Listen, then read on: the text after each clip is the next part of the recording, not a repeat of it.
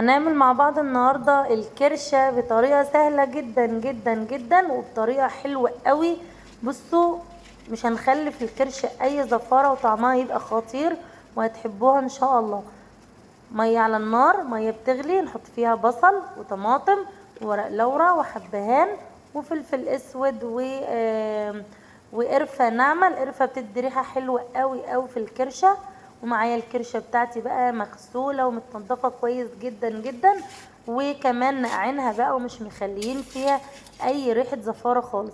اهم حاجة في الكرشة غسلها يا بنات، اغسليها كويس قوي قوي كام مرة، ونقعيها بمحلول نقع كويس كده وقوي، وتسيبيها بقى كده في محلول النقع شوية، مش هيبقى فيها اي زفارة خالص. خلاص الكرشة بتاعنا اتسلقت بقى وزودنا لها الملح واستوت، وهنطلعها بقى بالشكل اللي انتوا شايفينه ده. هنا الكرشة مستوية معايا سوا كامل، شايفين الشوربة بتاعها صافية وصفرة وجميلة ازاي. احنا ما بنشربش الشوربة بتاعها، بس في ناس بتحبها فرايقه، لان الكرشه مش زفره ومتنضفه كويس جدا، فالشوربه بتاعها طالعه حلوه قوي قوي. خلاص كده صفينا الكرشه بقى من الشوربه. هنجيب طاسه على النار، نحط فيها معلقه كبيره سمن بلدي، وهننزل بمعلقه توم مفروم.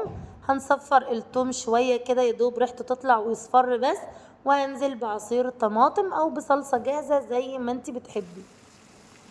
هنسيب بقى عصير الطماطم لحد لما يتسبك خالص، الصلصة تتسبك كويس جدا، وبعد كده هنزل بقى بملح وفلفل وكمون وبابريكا وسبع بهارات ومكعب مرق الدجاج، ونظبط الملح بتاعنا، وتاخدي احلى صلصة للكرشة جميلة جدا جدا. من بعد الفيديو ده لو ما بتحبيش الكرشة، صدقيني لو غسلتيها كويس قوي ونضفتيها كده وما بقاش فيها اي ريحة زفارة وعملتيها بالطريقة دي، هتدمنيها وهتعشقيها ان شاء الله. حلوة قوي قوي قوي وريحتها خطيرة وكانت قلب البيت. خلاص بقى هحط الكرشة في الصلصة وهسيبها كده واغطيها شوية لحد لما تتشرب الصلصة وتتسبك كده مع الصلصة وتطلع زي ما انتوا شايفين كده. شايفين الكرشة عاملة ازاي؟ ما شاء الله خطيرة.